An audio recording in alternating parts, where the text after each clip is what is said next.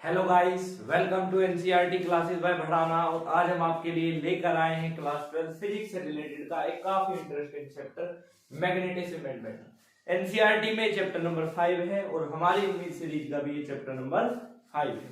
काफी important chapter में इसे मानता हूं। ये फर्स्ट जो हमारा लेक्चर है, इंट्रोडक्शन जो हमारा पार्ट है, इसमें मैं आपको वही बेसिक चीजें बताऊंगा जो आपने क्लास 9 से क्लास 11 तक पढ़ी होंगी, चाहे कहीं ना कहीं आपने पढ़ी होंगी। मैग्नेट क्या है, मैग्नेट की प्रॉपर्टीज क्या है, मैग्नेटिज्म क्या है, या बहुत सारे हम इसमें कंसेप्टों को धीरे धीरे क्लियर करेंगे। मैग्नेटिक फील्ड एक्सियल पॉइंट पर, मैग्नेटिक फील्ड इक्वेटोरियल पॉइंट पर, इन सारी बातों को मैं इस वीडियो में करने जा रहा हूँ। या मैग्नेटिक डाइपोल क्या है, मैग्नेटिक डाइपोल मोमेंट क्या है, या टॉर्क कितना होता है जब हम किसी मैग्नेटिक फील्ड में किसी मैग्नेटिक डाइपोल को रखते हैं तो टो की वैल्यू कितनी आती है।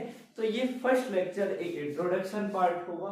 मेरा मन तो ये था कि जैसे इलेक्ट्रोमैग्नेटिक वेव्स 2 लेक्चर में आया है, उसी तरह से हमारा मैग्नेटिज्म एंड मैटर भी 2 लेक्चर में आना चाहिए था। तो इसमें 2 डेरिवेशन आ जाते हैं, तो हमने सोचा यही भी 3 लेक्चर में आना चाहिए, क्योंकि थर्ड लेक्चर न्यूमेरिकल वाला, इसमें हम थोड़ा सा आपको डेरिवेशन वगैरह कराएंगे और नेक्स्ट लेक्चर में आपको बहुत इंपॉर्टेंट टॉपिक पढ़ाएंगे, टाइप्स ऑफ मैग्नेटिक सब्सटेंसेस, कि भाई पैरामैग्नेटिक, डायमैग्नेटिक, फेरोमैग्नेटिक सब्सटेंसेस क्या है। या इनकी सीरीज जैसे याद रखी जाती है कि डाया, पैरा और फेरोमैग्नेटिक क्या होते हैं, सस्टेबिलिटी क्या होती है, क्यूरी लॉ क्या होता। तो विदाउट एनी वेस्टिंग टाइम इस वीडियो को स्टार्ट करते हैं। चैनल सब्सक्राइब नहीं किया तो चैनल सब्सक्राइब कर लें। सबसे पहला टॉपिक मैग्नेटिज्म क्या है। जैसे चैप्टर का ही नाम मैग्नेटिज्म है, तो मैग्नेटिज्म क्या है। तो सबसे पहले अगर मैं बात करूं मैग्नेटिज्म क्या होता है, तो the phenomena of attracting a magnet, of attracting a magnet like iron,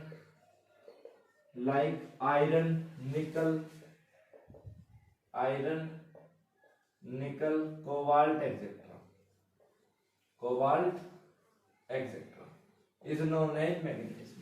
अब देखिए, जैसे हमारी क्लास 12 का लेवल है तो हम इतना तो समझ जाते हैं, जैसे डेफिनेशन लिखिए तो इससे इतना तो हमें क्लियर हो जाता है कि आखिर में मैग्नेटिज्म है क्या।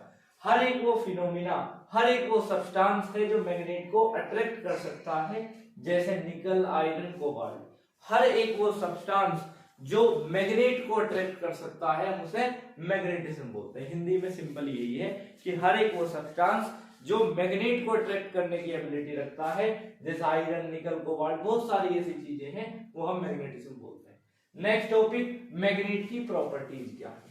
ठीक है, हमने पढ़ लिया कि भाई हर एक वो सब्सटेंस जो मैग्नेट को अट्रैक्ट कर सकता है, हम उसे मैग्नेटिज्म बोलते हैं। तो अब मैग्नेट क्या होती है, क्या हमने पढ़ा भाई क्लास 9 से कि मैग्नेट के पास 2 पोल होते हैं, एक साउथ पोल, एक नॉर्थ पोल।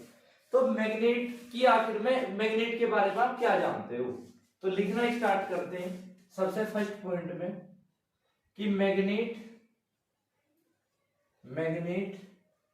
अट्रैक्ट करती, अट्रैक्ट लाइक आयरन, निकल, कोबाल्ट, एक्सेट्रा। ये जो मैग्नेट है वो जैसा आयरन हो गया, निकल हो गया, कोबाल्ट हो गया, इन सारी चीजों को अट्रैक्ट करती है। मैं मैग्नेट के बारे में ये जानता हूं।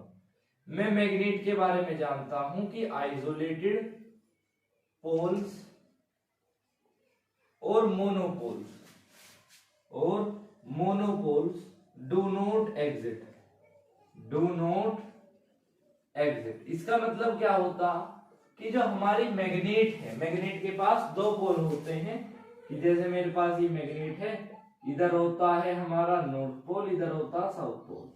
तो कहने का मेरा मतलब ये है कि मैग्नेट को आप कितना ही, जैसे आपके पास लेट सपोज इतनी बड़ी मैग्नेट है, आपने उसे धरती में फेंका और बहुत छोटी मैग्नेट बना दी, बहुत मिन्नत सी, मतलब आप ऐसा बोल सकते हो कि इस मैग्नेट को आपने तोड़ कर सिर्फ इतना सा पार्टिकल में चेंज कर दिया, जो आपको शायद कैमरे से दिख भी नहीं रहा हो। तो उसमें भी 2 ही पोल्स होते हैं। मैग्नेट के पास चाहे मैग्नेट कितने से कितने छोटे पीस में आ जाए, उसके पास जब भी दो पोल होते हैं जिन्हें हम नॉर्थ पोल और साउथ पोल बोलते हैं। तो मैग्नेट में आइसोलेटेड पोल और मोनोपोल कभी भी नहीं रहते, मैग्नेट में हमेशा दो पोल रहते हैं। नेक्स्ट टॉपिक कि लाइक, नेक्स्ट पार्ट मतलब नेक्स्ट पॉइंट, लाइक और लाइक पोल्स जो होते हैं वो रिपेल करते हैं, repel to each other, repel and unlike pole attract.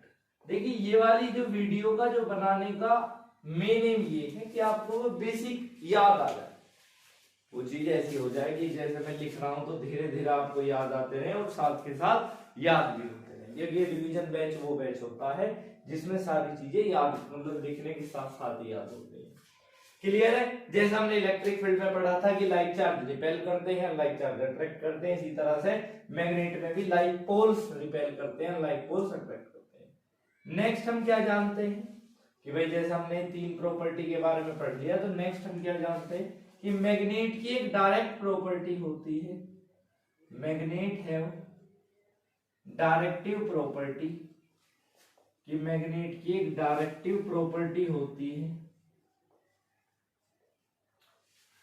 they suspended, they align in north south direction, north south direction when suspended freely on earth, when suspended freely on earth। अभी हम इसे समझेंगे। अब ये वाली जो लाइन है वो एनसीईआरटी से उठाई हुई लाइन है कि जब मैग्नेट के पास एक ऐसी इकलौती एक ऐसी प्रॉपर्टी होती है, जैसे आप ऐसे मान के चलें ये नॉर्थ पोल हो गया, साउथ पोल हो गया, जब हम मैग्नेट को, ये अर्थ हो गया, जब हम मैग्नेट को अर्थ की डायरेक्शन में ऐसे छोड़ते हैं तो उसके पास एक ऐसी प्रॉपर्टी होती है कि वो ऐसे ही नीचे चली जाती है अर्थ के पास ही।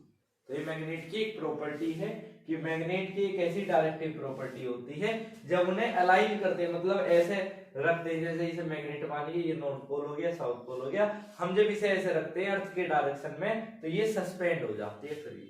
क्लियर है इतनी बात? तो ये 4 पॉइंट्स मुझे लगता काफी इंपॉर्टेंट पॉइंट्स हैं, इनसे क्वेश्चन आने के बहुत चांसेस हैं। नेक्स्ट है मैग्नेटिक फील्ड। इनमें जो क्वेश्चन बनते हैं यहाँ से वो एक ही मार्क्स का बनता है। इस चैप्टर का main topic types of magnetic substance है और क्यूरी लॉ है, जो नेक्स्ट पार्ट में आने जा रहा है। मैग्नेटिक फील्ड क्या होता है? The region around a magnet, the region around a magnet, the region around a magnet, magnet का वो क्षेत्र, the region around a magnet of any magnet to attain a force, to attain a force is known as magnetic field, is known as magnetic field। Magnetic field को हम B से denote करते हैं, यहां भी लिख लेंगे मैग्नेटिक फील्ड को हम B से डिनोट करते हैं, इलेक्ट्रिक फील्ड को हम E से डिनोट करते थे, करते हैं नहीं करते थे।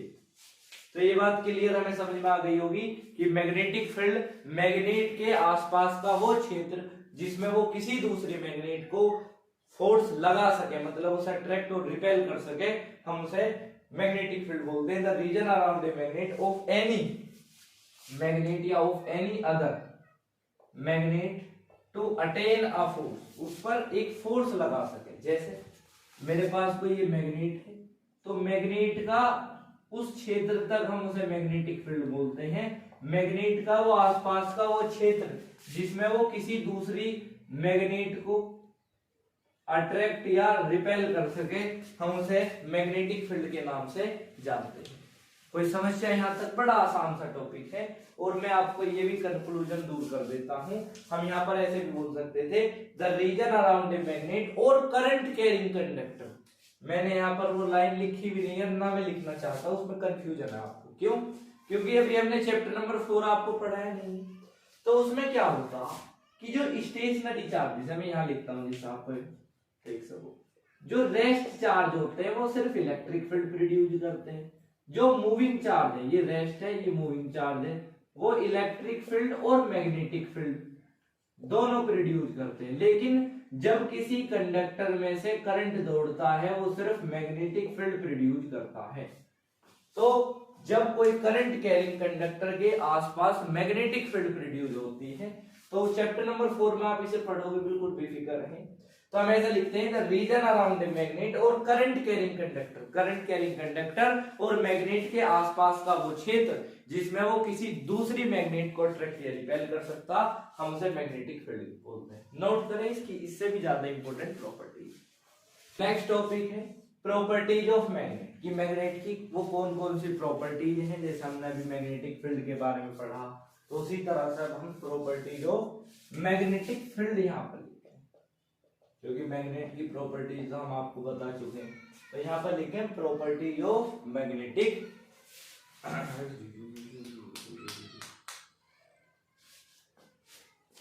चलिए गाइस स्टार्ट करते हैं। टॉपिक है properties of magnetic field. Magnetic field की वो कौन कौन सी प्रॉपर्टीज है जिन्हें हम स्टडी करने जा रहे हैं। जैसे हमने मैग्नेटिक फील्ड के बारे में पढ़ा कि मैग्नेट के आसपास का वो क्षेत्र जिसमें वो किसी दूसरी मैग्नेट को अट्रैक्ट या रिपेल करती है, उसे मैग्नेटिक फील्ड बोलते हैं। सबसे पहले हम ये लिखते हैं कि magnetic field most important property है। Magnetic field start magnetic field lines start from positive charge positive charge लिखोगे। क्यों ऐसा क्यों हम पॉजिटिव चार्ज लिखते हैं? क्यों? मैग्नेटिक फील्ड तो नॉर्थ पोल से स्टार्ट होती है। हम ऐसा एज्यूम कर लेते हैं, हमेशा मान लेते हैं कि पॉजिटिव चार्ज नॉर्थ पोल है और नेगेटिव चार्ज साउथ पोल है। ऐसा अपने लिए हम एज्यूम करने के लिए याद करते हैं, क्योंकि उसका रीजन ये, जैसे हम चैप्टर नंबर 1 में पढ़ते हैं तो बिल्कुल सेटलमेंट हो जाता। अगर आपको याद नहीं करना तो आप याद कर सकते हैं कि magnetic field lines start from north pole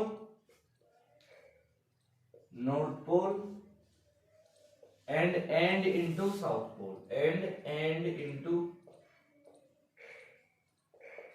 pole south pole की जो मैग्नेटिक फील्ड लाइंस होती हैं वो नॉर्थ पोल से स्टार्ट होती है और साउथ पोल पर एंड हो जाती है। जैसे मेरे पास कोई ये मैग्नेट है, ये हो गया नॉर्थ पोल, ये हो गया south pole. Magnetic field north pole से स्टार्ट होती है और साउथ पोल तक एंड हो जाती है।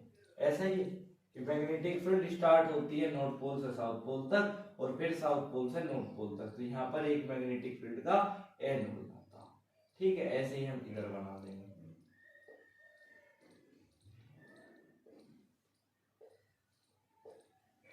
ठीक है जी।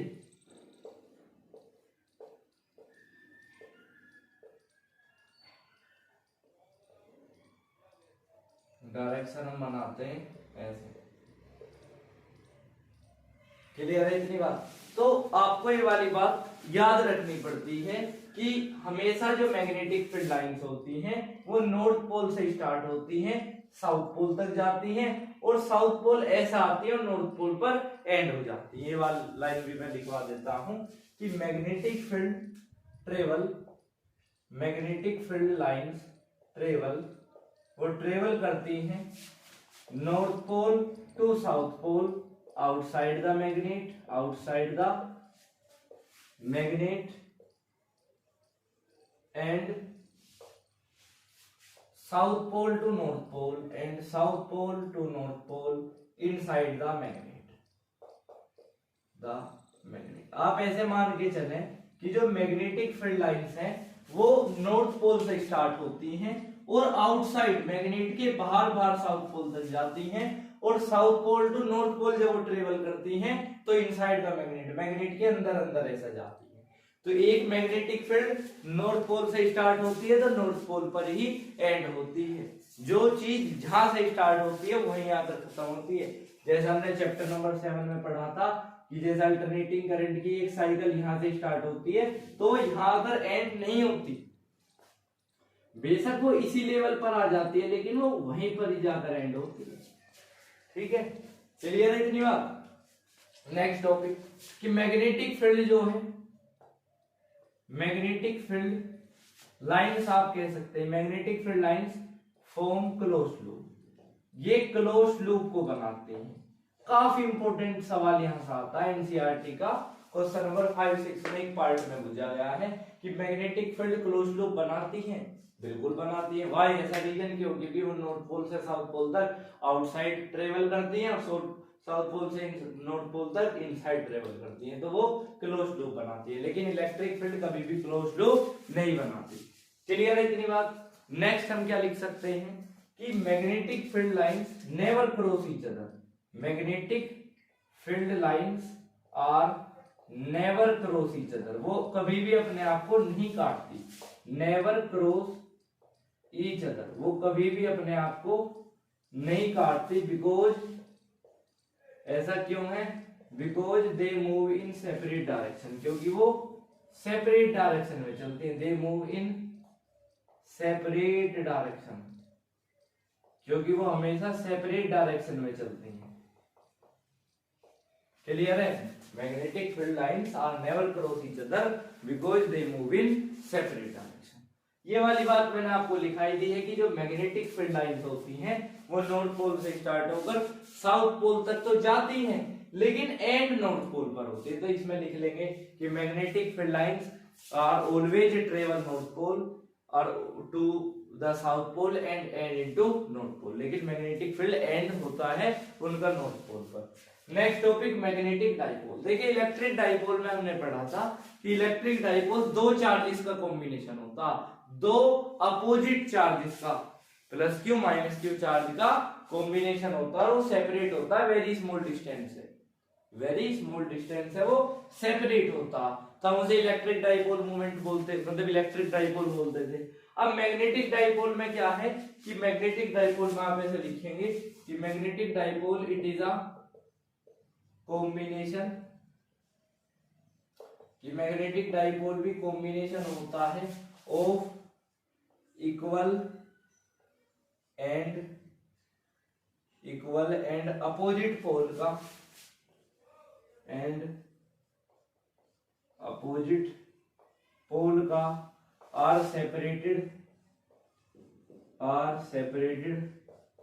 Bye a very small distance, by a very small distance, very small distance. हमने ये मान लिया कि दो पोल्स हैं हमारे पास, अनइक्वल पोल्स हैं, एक नॉर्थ पोल है एक साउथ पोल है, इनके बीच में जब दूरी है तो मैग्नेट बन गई। दो पोल्स हैं साउथ पोल नॉर्थ पोल, इनके जो बीच की दूरी है वो बहुत स्मॉल है, तो इन दोनों के कॉम्बिनेशन को हम मैग्नेटिक डाइपोल के नाम से जानते हैं कि मैग्नेटिक डाइपोल एक कॉम्बिनेशन होता है इक्वल और अपोजिट पोल्स का, नॉर्थ पोल साउथ पोल का। जब ये सेपरेट होते हैं बहुत वेरी स्मॉल डिस्टेंसेस से, तो हम इन्हें क्या बोल देते हैं? हम इसे मैग्नेटिक डाइपोल। हमारा टॉपिक आता है magnetic dipole movement. Magnetic dipole movement को हम कैपिटल एम से डिनोट करते हैं और इसे हम लिखते हैं capital M is equal to small m into 12। ये मैग्नेटिक डाइपोल मूवमेंट का फॉर्मूला है। इलेक्ट्रिक डाइपोल मूवमेंट का फॉर्मूला था P is equal to Q into 12, तो इसी के रेस्पेक्ट में हमने मैग्नेटिक डाइपोल मूवमेंट का फॉर्मूला बनाया है। यहाँ पर क्यू क्या था? चार्ज था। ये आपको नहीं पढ़ना, आपको पढ़ना है ये वाला अब फिलहाल में। तो क्यों यहाँ पर चार्ज था और 12 क्या थी? जो डिस्टेंस थी बिटवीन दी चार्जेस के बीच में। लेकिन यहाँ पर 12 क्या है? डिस्टेंस बिटवीन दी पोल के बीच की दूरी, और स्मॉल m क्या है? स्मॉल m है पोल की लेंथ, जो हमें क्वेश्चन में गिवन होगी। तो हम मैग्नेटिक डाइपोल मोमेंट को लिखते हैं कि इट इज अ प्रोडक्ट, ये प्रोडक्ट होता है, it is a product of pole length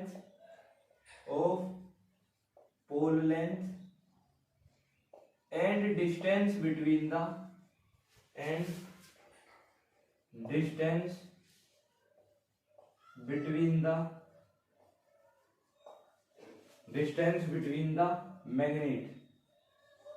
magnet के बीच की दूरी, डिस्टेंस बिटवीन द मैग्नेट, आप ऐसे लिख लें डिस्टेंस बिटवीन द मैग्नेट, या आप इसे ऐसे भी लिख सकते हैं कि ये प्रोडक्ट होता है पोल लेंथ का एंड ये हमारी 12 क्या होती है? मैग्नेटिक लेंथ का। तो it is a product of pole length and magnetic length. ये डिस्टेंस बिटवीन द मैग्नेट को भी हम मैग्नेटिक लेंथ बोलते हैं।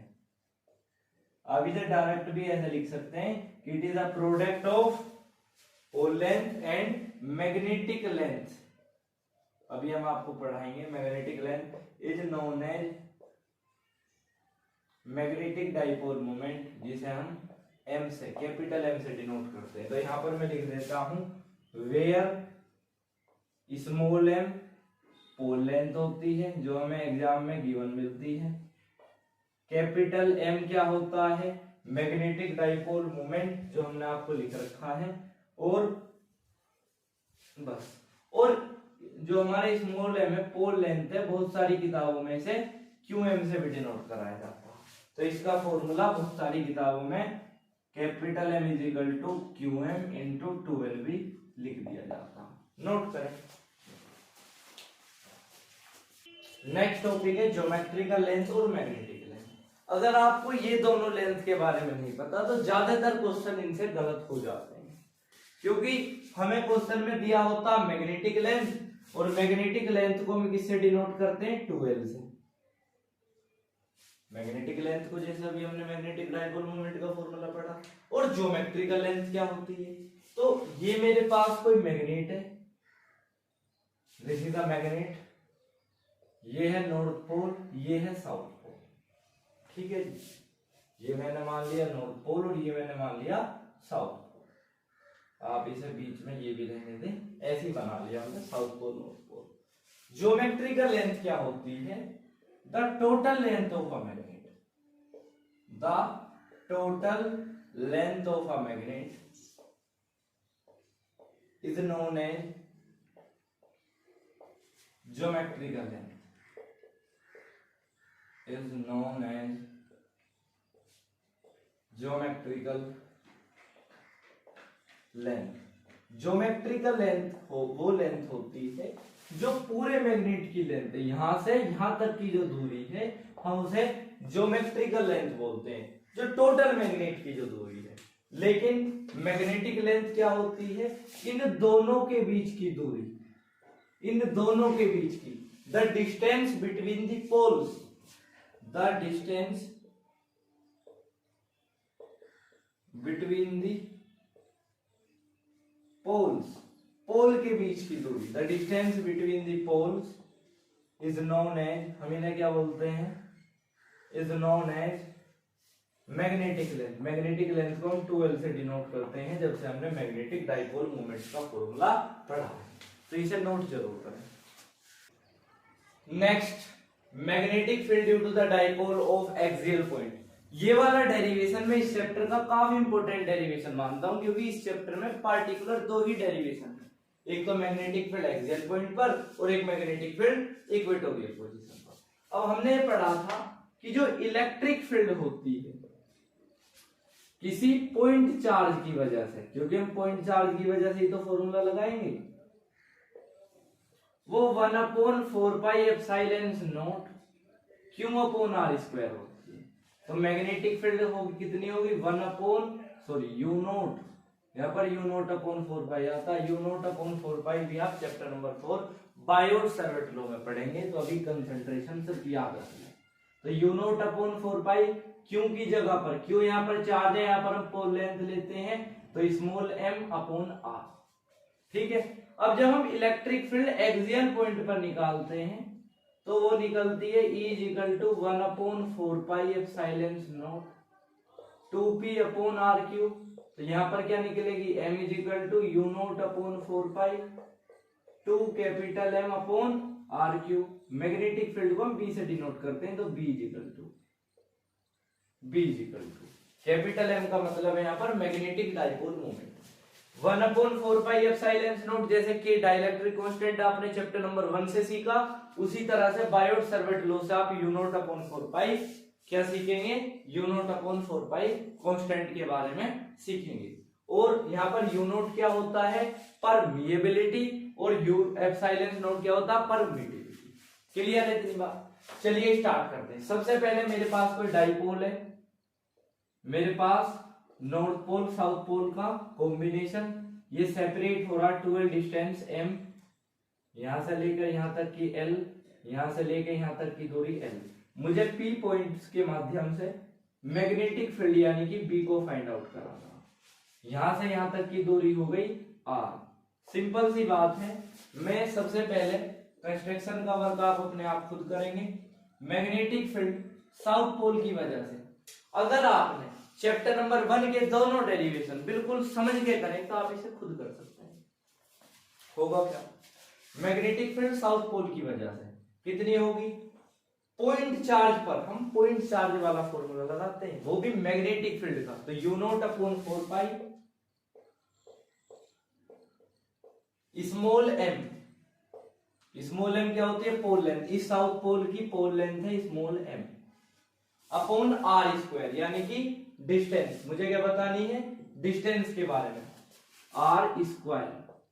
थोड़ी सी यहां पर दिक्कत हो गई थी, तो यहां पर तो दोनों सही है, यहां पर स्क्वायर आप लगा लेंगे क्योंकि मैं इलेक्ट्रिक पोटेंशियल में कंफ्यूज हो गया था। जैसे चैप्टर नंबर 2 में हम पढ़ते हैं, तो इलेक्ट्रिक फील्ड किसी पॉइंट चार्ज की वजह से 1/4 pi epsilon naught R square होती है। क्लियर है? तो यहां पर आर स्क्वायर लगा लेंगे। Distance R plus L square, क्योंकि साउथ पोल से हमें उस पी पॉइंट तक की दूरी बतानी है जो जिस पॉइंट पर हमें मैग्नेटिक फील्ड निकालनी है। तो आर प्लस एल स्क्वायर।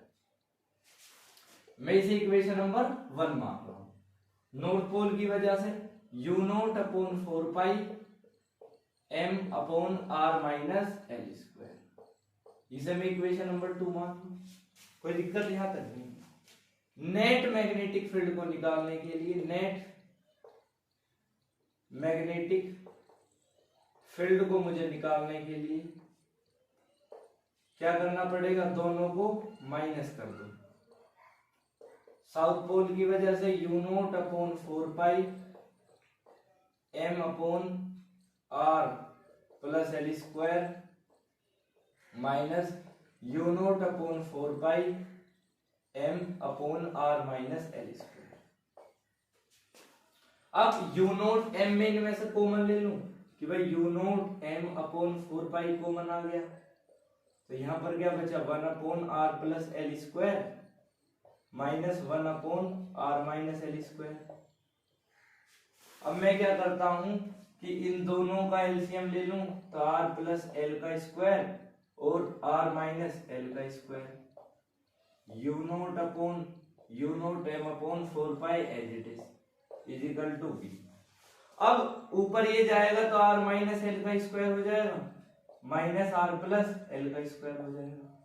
अगर आप इसे सोल्व करेंगे तो U naught M upon 4 pi constant, small m है ध्यान रखना, 2 पाई, सॉरी 4 पाई है ना, upon 4 pi. R minus a minus b का whole square, a square minus b square plus 2ab। उसके बाद a square plus b square plus 2ab upon R square minus L square या plus L square R square minus L square, ठीक है, का whole square plus के R square से minus R square cancel, minus L से square से plus L square cancel. तो मैं इसे U naught M upon 4 pi 2RL को मैं 2.2RL लिख दूं अपॉन इसकी मल्टीप्लाई होगी तो R4L4। अब हमने पढ़ा था कि मैग्नेटिक डाइपोल मोमेंट का formula small m into 2L होता, तो स्मॉल m और 2L हमारा क्या हो गया यहाँ पर U नोट अपॉन 4 पाई, क्या बचा 2 कैपिटल M हम लिखते हैं स्मॉल m इंटू 2L और यहाँ पर बचा R बहुत ज्यादा बड़ा है L से तो L नेग्लेक्ट हो गया, यहाँ पर बचा R4, एक R4 से एक R कैंसिल, मतलब एक R कैंसिल, तो यहाँ पर क्या बचेगा R3, तो U naught upon 4 pi 2M upon U naught upon 4 pi R की क्यूब B इक्वल टू, तो B equal to U naught upon 4 pi small m upon capital 2M upon R cube. Magnetic field axial point पर V equal to U naught upon 4 pi 2P two P upon R cube electric field के case में, और magnetic field के में 2m upon R cube. Note करें, काफी important derivation. Next topic, magnetic field due to the dipole of equatorial position. मुझे magnetic field को निकालना है किस पर, इक्वेटोरियल पोजीशन पर। उसके बाद हम वही नोट करते हैं सिंपल कि भाई मुझे पता है कि जो इलेक्ट्रिक फील्ड है वो पॉइंट चार्ज की वजह से 1/4πε0 p upon R sorry Q upon R square होता है। तो मैग्नेटिक फील्ड 1 u0 upon 4π small m upon R square हो गई। कोई समस्या यहाँ तक, 4π u0 अपॉन 4π, ठीक है जी, u0 अपॉन 4π। यहाँ पर 4π एप्सिलॉन नोट है, लेकिन हम यहाँ पर u0 4π पढ़ते हैं, small m upon R square. कोई दिक्कत यहाँ तक नहीं। अब इलेक्ट्रिक फील्ड किसी इक्वेटोरियल पोजीशन पर 1/4π epsilon p upon R cube होती है। तो magnetic field u0 upon 4π small capital M upon R cube. Capital M का मतलब होता है कि मैग्नेटिक डाइपोल मोमेंट, P का मतलब होता है इलेक्ट्रिक डाइपोल मोमेंट। सबसे पहले वही कंस्ट्रक्शन वर्क आप अपने आप खुद करेंगे। सबसे पहले मैं आपको बता दूं, मेरे पास दो साउथ पोल और एक नॉर्थ पोल, दो पोल हैं, एक साउथ पोल एक नॉर्थ पोल। हम सबसे पहले क्या करते हैं, इलेक्ट्रिक फील्ड जब हम कभी निकालते थे तो इलेक्ट्रिक डाइपोल लेते थे, मैग्नेटिक फील्ड जब हम निकालते हैं तो मैग्नेटिक डाइपोल मोमेंट लेते हैं, मैग्नेटिक डाइपोल लेते हैं। मैग्नेटिक डाइपोल दो अनइक्वल पोल का कॉम्बिनेशन, और इनके बीच जब ये सेपरेट होते हैं बहुत ही स्मॉल दूरी 12 डिस्टेंस है, तो हम इन्हें क्या बोलते हैं, इन्हें मैग्नेटिक डाइपोल मोमेंट बोलते हैं, मैग्नेटिक डाइपोल बोलते हैं। सॉरी, अब मुझे इक्वेटोरियल पोजीशन पर यानी कि इस पोजीशन पर क्या निकालनी है, मैग्नेटिक फील्ड यानी कि बी को फाइंड आउट करना है। ये डिस्टेंस आर है तो ये क्या हो गई, √r² प्लस l²। ये आर है तो ये क्या हो गई, r² plus l²। By Pythagoras theorem ये r है ये l है तो ये क्या हो गई, r² प्लस l²। अब सिंपल मैं क्या करूं, मैग्नेटिक फील्ड साउथ पोल पर अगर निकालूं तो u0 upon 4π small m upon, जैसा स्मॉल m लगाते हैं, डिस्टेंस r क्या है, r² प्लस l² का भी होल स्क्वायर, ठीक है, होल स्क्वायर जरूर याद रखें। तो इसे u0 upon 4π small m upon, इस स्क्वायर से रूट कट जाता तो r² प्लस l² आ जाती है। तो मैं इसे इक्वेशन नंबर 1 मान लूं। उसके बाद मैग्नेटिक फील्ड नॉर्थ पोल पर u0 upon 4π small m upon r² plus l² का रूट का स्क्वायर, इससे ये कैसे, तो u0 upon 4π m upon r² plus l², equation number 2 मान लो। अब ये दोनों बिल्कुल सेम है भाई, इनके बीच की r प्लस, जैसे हम मैग्नेटिक फील्ड एक्सियल पॉइंट पर निकाल देते तो डिस्टेंस के बीच में माइनस रहता था, लेकिन अब की बार डिस्टेंस सेम है तो दोनों चीजें सेम। तो ऐसे केस में मैग्नेटिक फील्ड को निकालने के लिए, या आप कह सकते हैं कि नेट मैग्नेटिक फील्ड को निकालने के लिए हम रिजल्टेंट लेते हैं, और रिजल्टेंट का फॉर्मूला होता है, रिजल्टेंट निकालने के लिए यानी कि मैग्नेटिक फील्ड का रिजल्टेंट बी आर छोटे से डिनोट करें तो 2 इंटू कोई सा भी एक वेक्टर इंटू cos π/2, ये फॉर्मूला होता। तो इसमें वैल्यू पुट करेंगे कि 2 इंटू कोई सा भी वेक्टर की वैल्यू u0 अपॉन 4π, इस वाली वैल्यू को पुट नहीं करना, इसे करना, यही से करना, small m upon r² plus l² into cos π। आपने वाला डायलॉग पढ़ा होगा कि पंडित बद्री प्रसाद हर हर बोले, पाकिस्तान भूखा प्यासा हिंदुस्तान हरा भरा, sine tan cos tan theta sin theta जो भी होते हैं। तो साइन cos tan, तो cos की वैल्यू होती है base upon hypotenuse, base l है, हाइपोटेनियस ये, तो l upon r² plus L square upon 2, 2 से 2 कैंसिल, तो हमारा क्या बचेगा U naught M L upon 4 pi R की पावर 4 प्लस एल की पावर 4। अब आर बहुत ज्यादा बड़ा है एल से, तो एल के एल भी नेग्लेक्टेड। अब आप ऐसे लिखेंगे तो ये आ जाता मैग्नेटिक फील्ड का जो रिजल्टेंट है इक्वेटोरियल पोजीशन पर U naught upon 4 pi, U naught upon 4 pi यहाँ पर आर है, तो ये आ जाएगा U naught upon 4 pi M upon, जैसे वहां पर 2p आता मतलब यहाँ पर p आता था तो m और r की क्यूब। तो इतनी मैग्नेटिक फील्ड इक्वेटोरियल पोजीशन पर होती है। यहाँ पर L बचेगा, यहाँ पर क्या बचेगा, यहाँ पर R बचेगा, तो यू नोट m अपॉन 4 पाई की क्यूब। कोई समस्या है यहाँ तक? इतनी बात में अगर किसी को कोई दिक्कत लग रही हो तो एक बार बता जरूर दें। तो यहाँ तक की बात जो है ना क्लियरली समझ में आ गई है। अब ध्यान रखें इनमें बहुत ज्यादा कंफ्यूजन है। कैपिटल M को हम बोलते हैं magnetic dipole moment, dipole moment लिख लेंगे। स्मॉल m को हम बोलते हैं पोल लेंथ, और यहां पे जब हम फॉर्मूला लगा रहे हैं वो कैपिटल M है, कैपिटल M, ये कैपिटल M है, ठीक है। कैपिटल M सही वैसे मैंने बनाया था, जैसे मुझे अब लग रहा वो स्मॉल m ही बन गया, तो कैपिटल M यहाँ पर सही जरूर कर लें, क्योंकि यहाँ पर इलेक्ट्रिक डाइपोल मूवमेंट आता था, जब हम इलेक्ट्रिक फील्ड निकालते थे P आता था, तो यहाँ M आएगा, नोट करें। Next derivation, torque on a dipole of a magnetic field.